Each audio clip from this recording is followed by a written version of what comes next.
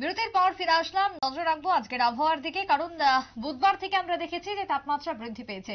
তবে আজকের বড়দিনের যে তাপমাত্রা সেটা কার্যত ছাড়িয়ে গেছে এবং এই গরমের মধ্য দিয়ে এই বড়দিনের আনন্দ উৎসবে মেতে উঠেছে গোটা দেশের সঙ্গে রাজ্যবাসী। অর্থাৎ তাপমাত্রার বৃদ্ধির যেন একেবারে প্রতিযোগিতা শুরু হয়েছে। কথা বলে নেবো, আমাদের প্রতিনিধি শতাব্দী দেবনাথ রয়েছে টেলিফোন লাইনে। শতাব্দী, তাপমাত্রার পরিবর্তন আমরা দেখেছি বুধবার থেকে আজকের বড়দিনে দাঁড়িয়ে যে গরম তা কার্যত যেন রেকর্ড অন্যান্য বারের তুলনায়। কি বলবে, কেন এতটা পরিবর্তন হঠাৎ? দেখো, বছরে সাধারণত বলা যায় যে 6 মাস ঠান্ডা এবং 6 মাস কিন্তু শীত আর গরম কিন্তু লক্ষ্য করা যায়, কিন্তু এই বছর কিন্তু তা একেবারেই ব্যতিক্রম বলা যায়। অনেকটাই গরমের পরিমাণ কিন্তু অনেকটাই বেশি। কার্যত এই শীত মৌসুমে দাঁড়িয়েও কিন্তু গরম অনুভূত করছে রাজ্যবাসী।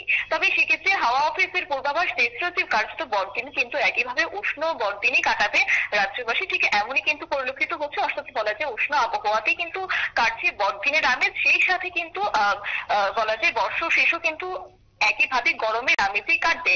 অর্থাৎ সেক্ষেত্রে শহর আগরতলা সহ রাজ্যের কোথাও কোথাও মেঘলা আকাশও কিন্তু লক্ষ্য করা যাচ্ছে, যেটা বড়দিনের সাক্ষী রয়েছে গোটা রাজ্যবাসী। অর্থাৎ স্বাভাবিকভাবেই বলা যায় যে এই যে গরমের উষ্ণতা অনেকটা কিন্তু 2 ডিগ্রি বেশি তাপমাত্রা রয়েছে বলেই খবর। তবে ভোরের দিকে কুয়াশার দাপট লক্ষ্য করা যাচ্ছে এবং আবহাওয়া বিশেষজ্ঞদের মতে কিন্তু সকাল এবং সন্ধ্যার শীতের আমেজ থাকবে। তবে দিনের বেলায় কিন্তু সেভাবে টের পাওয়া যাচ্ছে না শীতের আমেজ, কিন্তু সন্ধ্যা হতেই হালকা ঠান্ডা কিন্তু অনুভূত হচ্ছে।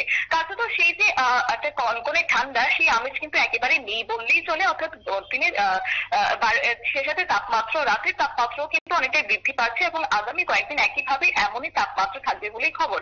তবে আবহাওয়া দপ্তরের পূর্বাভাস অনুযায়ী রাতের তাপমাত্রা কিন্তু স্বাভাবিকের থেকে অনেকটাই উপরে রয়েছে বলে খবর। তবে সর্বনিম্ন তাপমাত্রা গত 24 ঘন্টাতেও কিন্তু লক্ষ্য করা গেছে 14.4 ডিগ্রি সেলসিয়াস, যা বিশ্রামগঞ্জতে পরিলক্ষিত হয়েছে। সেই সাথে কিন্তু সর্বোচ্চ তাপমাত্রার পরিমাণ যদি বলি 28.6 ডিগ্রি সেলসিয়াস, যা শহর আগরতলাতে রেকর্ড পরিসংখ্যান।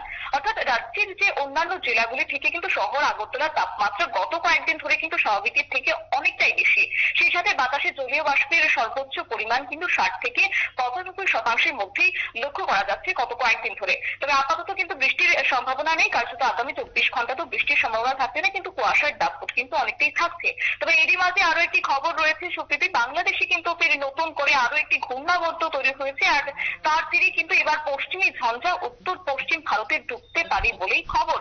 অর্থাৎ বাংলাদেশি ঘূর্ণাবর্তের ফলে কিন্তু পূবালি হাওয়ার দাপটও কিন্তু অনেকটাই বাড়ছে এবং যার জন্য কিন্তু উত্তর পশ্চিমী যে শীতল হাওয়া, সেই হাওয়ার প্রভাব কিন্তু অনেকটাই কমবে।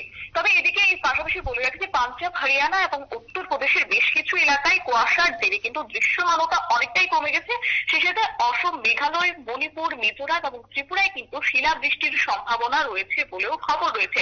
অর্থাৎ দক্ষিণ ভারতেও কিন্তু ক্রমশ বৃষ্টির সম্ভাবনা বাড়ছে বলেই খবর। তথা বলা যায় যে বর্ষ শেষে উত্তর পূবালি হাওয়ায় বৃষ্টির সম্ভাবনা দক্ষিণ ভারতে রয়েছে এবং অন্যদিকে বর্ষ শেষে পশ্চিমী ঝঞ্ঝার প্রভাব কিন্তু উত্তর পশ্চিম ভারতে রয়েছে। তবে সেক্ষেত্রে রাজ্যে আগামী 24 ঘন্টাতে কেমন থাকবে, তবে সেক্ষেত্রে জানিয়ে রাখি রাজ্যে আগামী 24 ঘন্টাতে কোনো বৃষ্টিপাতের সম্ভাবনা নেই। কার্যত শুষ্ক আবহাওয়ায় থাকবে। তবে পারদের ঊর্ধ্বমুখিতাও কিন্তু অনেকটাই বেশি থাকবে। কার্যত বলা যায় আগামী 24 ঘন্টাতে সর্বোচ্চ তাপমাত্রা কিন্তু থাকবে 26 থেকে 28 ডিগ্রি সেলসিয়াস এবং সর্বনিম্ন তাপমাত্রা থাকবে 13 থেকে 16 ডিগ্রি সেলসিয়াসের মধ্যে। তবে রাজ্যের 1-2 জায়গায় কিন্তু ঘন কুয়াশা পড়ার সম্ভাবনা রয়েছে। তবে এখন আজকের দিনে দাঁড়িয়ে কিন্তু এখন এটাই প্রশ্ন যে শীত আবার কবে নাগাদ জাঁকিয়ে পড়বে, সেটাই কিন্তু এখন প্রশ্নের মুখ হয়ে দাঁড়িয়েছে। ঠিক।